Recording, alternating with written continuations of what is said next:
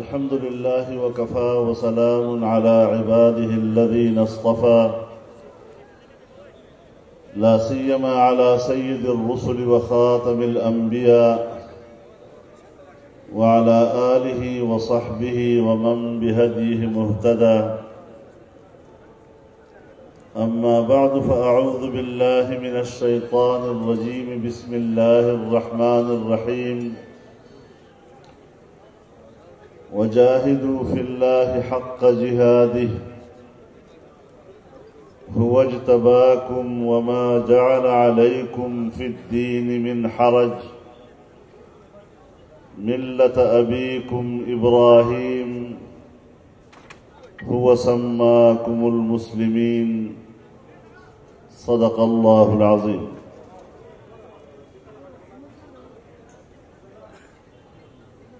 जनाब सदर मोहतरम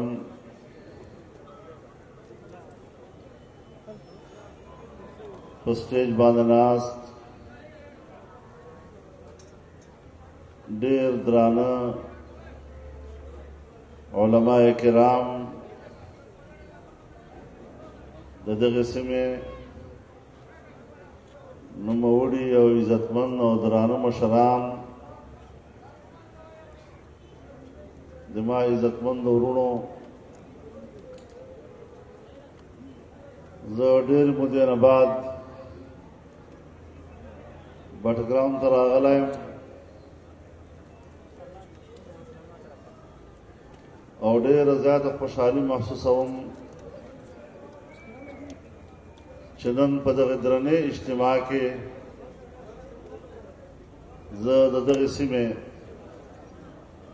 पलोहरुण सर मुलाकात कौम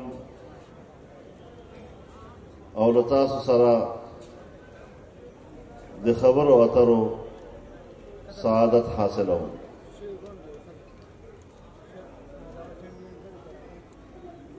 दिमावरुणों लजमियत उलमाए इस्लाम सरा स्तासो वाबस्तगी दादा नन रोजे वाबस्तगी न दा बल्कि द पेड़े न ला रवाना था।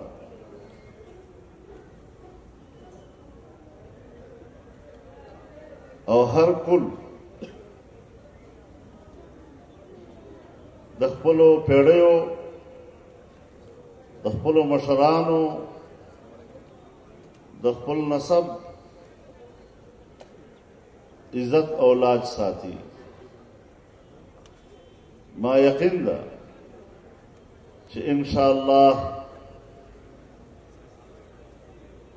तासो का मशरान है का नौजवानान है तासो पोजरुनों की जमीयत उलमाए इस्लाम जो ज़ाय जोड़ कड़ा था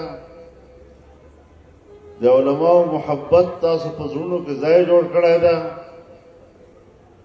और इंशाअल्लाह दा नजरिया दगा अकीदा दगा ताल्लुक और दगा मोहब्बत बा रातलुन की नस्लुन तस्पारो। दिमा मोहतरम औरुणो यकीनन तासर दुनिया हालात खबर है और बदनन दौर के हो दे इतलाआत और दे इबलाग ज़राए दुमरा तेज दी द लम्हे लम्हे हालात ना हर सड़े खबरी की लयो जमाने ना टोल उम्मत मुस्लिमा पर आजमाइश के दा का अमरीका दा का मगरबी दुनिया दा यूरोप दा तो मुसलमानान बांधे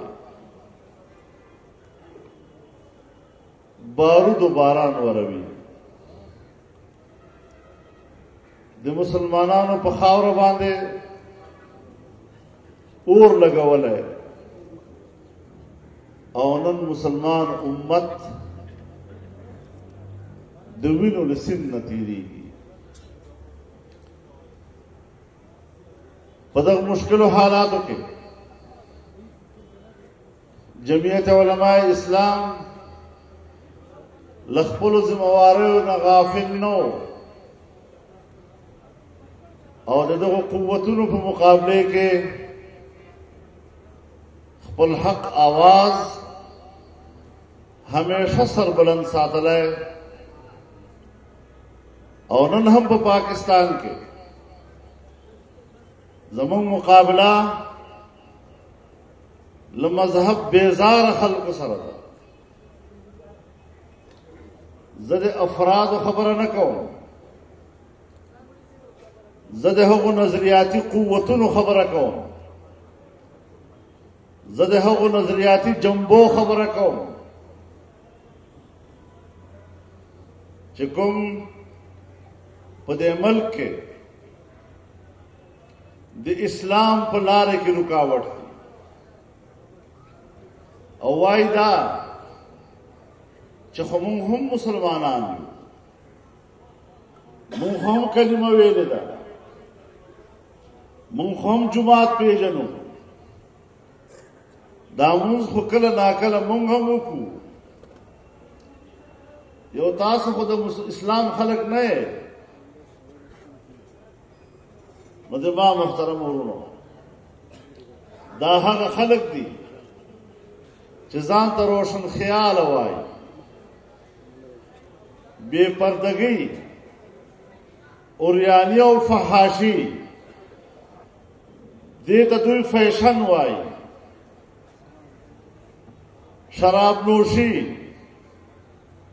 او حرام کاریو ته دوی وسیع نظری وایي او چې مونږ ورته وایو چې دا حرام دي. الله د الله کتاب او جناب رسول الله صلی الله علیه وسلم حرام ګرځولي دي، نو مونږ ته د تنگ نظرۍ نسبت کوي. دا تنگ نظره خلق دي، دا انتها پسند خلق دي. د ما محترم ورونو، دا خلق ځان ته روشن خیال وایي، خدا جګړه د نن ورځې نه ده، ابتدای اسلام نه دا جګړه را روانه ده.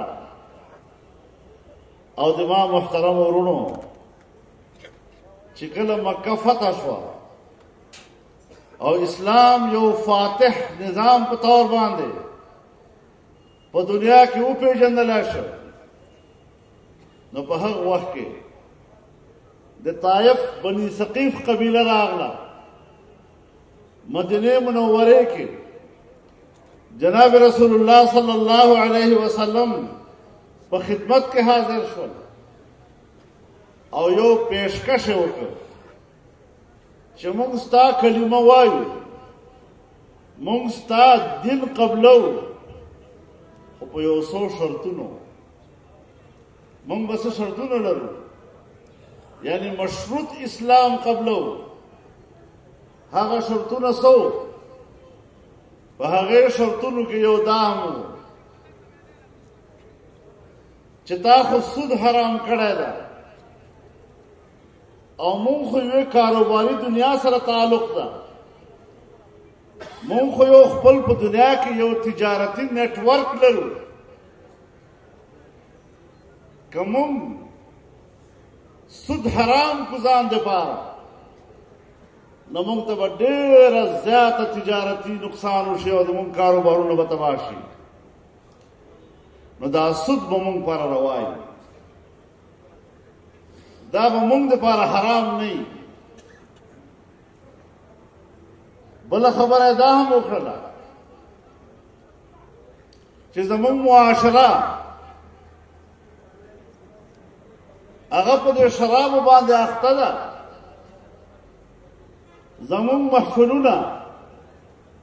زمونږ مجلسونه او زمونږ سحر ماښام بې شرابو گزاره نشو کولی، او تا شراب حرام کړي دي، مونږ ته به دا شراب حلال وي.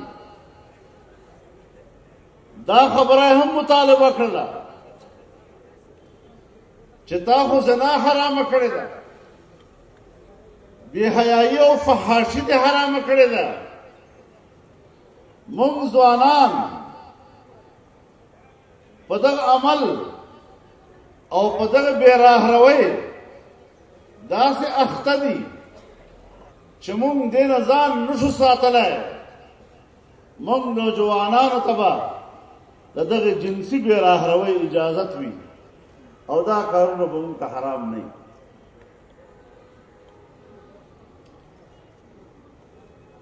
دا خبره نن هم کېږي. د ملک دغه روشن خیاله خلک نن هم موږ ته دا خبرې کوي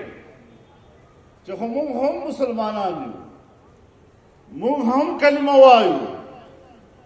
خو دغه شیانو باندې تاسو مولیان سختي مه کوئ، دغه مه حراموئ، دا به موږ لپاره روا وي. او دغه خبره چې دوی کوي نو ځان ته روشن خیاله وایي. رونو د جناب رسول الله صلی الله علیه وسلم په زمانه کې دا خبره جهالت بللی کېدی او هغه زمانه ته د جاهلیت زمانه ویله. اما اقا نظریه اقا فکر کنن په دغه زمانه کې څوک خوروي نو ته راته ووایه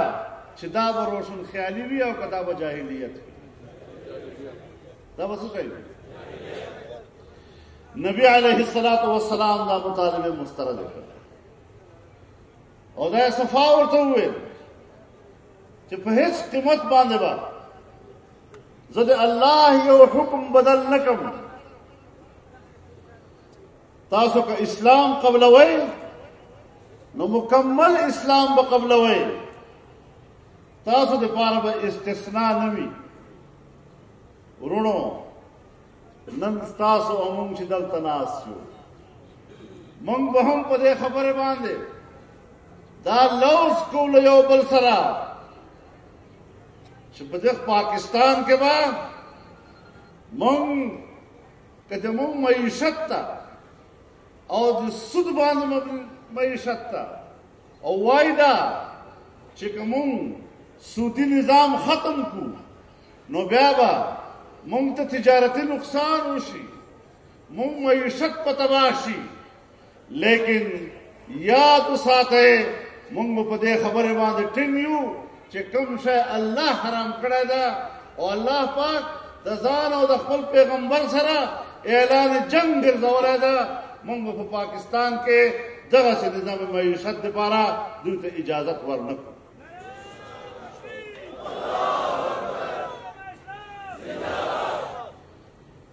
زما محترم ورونو، نن دغه خلک بې حیایي او فحاشي په بازارونو کې، په اسلام آباد کې، په کلبونو کې، په رڼا ورځو په اجتماعاتو کې د ښځې او د نر د نوجوانانو اختلاط او دوی په شریکه ډانسونه او بې پردګي دې ته فروغ ورکوي او دا به په ما باندې حکومت کوي. تاسو ووایئ چې دغسې بې حیا خلک، داسې بې شرمه خلک، داسې لغړ خلک هغه په موږ باندې او په تاسو باندې حکومت کولو حق لري؟ او بیا دا ستا او زما دپاره څومره د پیغور خبره ده. پښتون دپاره په پیغور مرګ وي که نه؟ په پیغور باندې مرګ کوي که نه؟ نو څومره ستا او ما دپاره د پیغور خبره ده چې زما او د ستا د علاقې خانان نوموړي شخصیات ځان ته د پښتنو مشران وایي او په دغسې جماعتونو کې شرکت کوي، د دغسې جماعتونو جنډې او بیرغونه پورته کوي. زه وایم دا زما خان نه ده، دا د دغې منطقې ټولو نه بې غیرته انسان ده. نعره تکبیر! نعره تکبیر! قائد ملت اسلامی حضرت مولانا فضل الرحمن!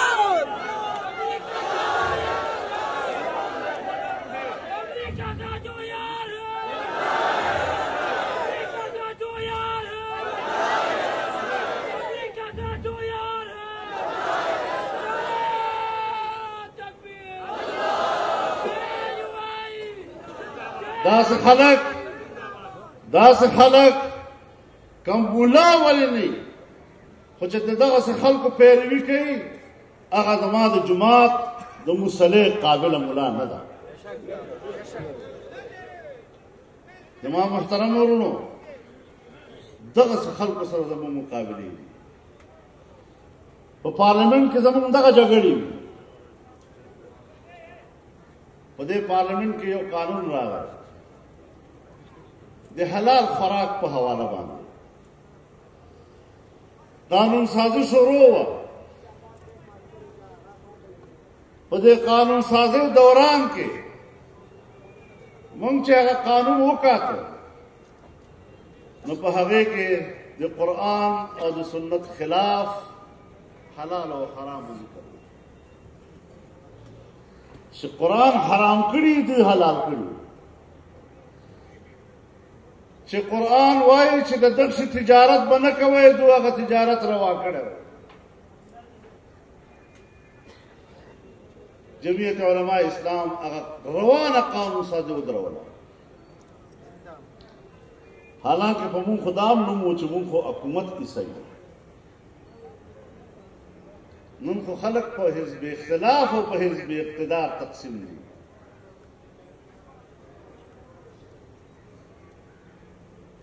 که حزب اختلاف کې نو حق به وایي او که حزب اقتدار کې دی چې حکمران هر څه کوي ته به په سترګې ټیټه ساتي. دا خوی د دغو سیاستدانانو ده، دا د جمعیت علماء اسلام خوی نه ده.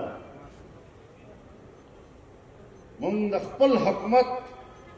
مړوند راوړو چې سوال نه پیدا کېږي چې دا علما به په دې اسمبلۍ کې ناست وي او ته به د قرآن و سنت خلاف قانون رانه پاس کړي او بیا ما قانون ودراو او یوه هفته پورې ودراو او بیا را سره مذاکرات وکړل. بیا چې هغه څه ګندونه و هغه یې وایستل، هغه نه بعد یې اوس راځي چې قانون پاس کړم، اوس راځي چې قانون پاس کړم.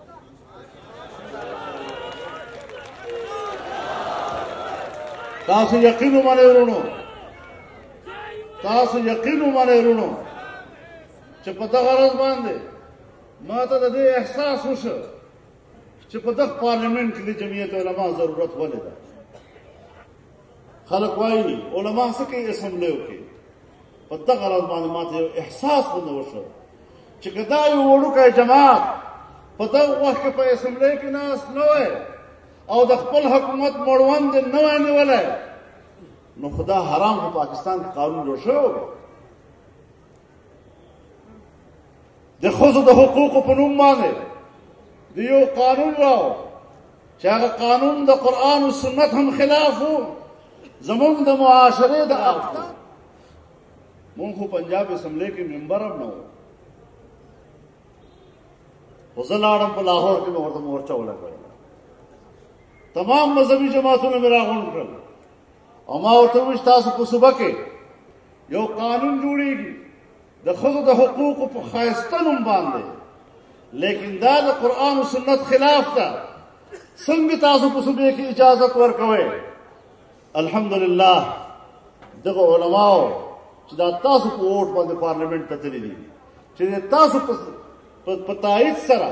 او د تاسو په ملاتړ سره په دې ملک کې سیاست کوي چې دا ورته ودرېدل مقابلې کې د هغې ټولې صوبې قانون په ځای باندې جام.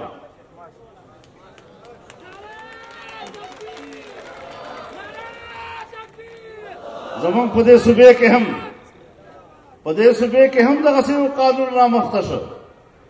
د دې مخنیوی هم جمعیت علماء اسلام وکړ. نو په دې صوبو کې په دې صوبې حکومتونو کې په دې مرکز حکومتونو کې د جمعیت علما موجودګي د دغو علماو موجودګي ته یقین ومنه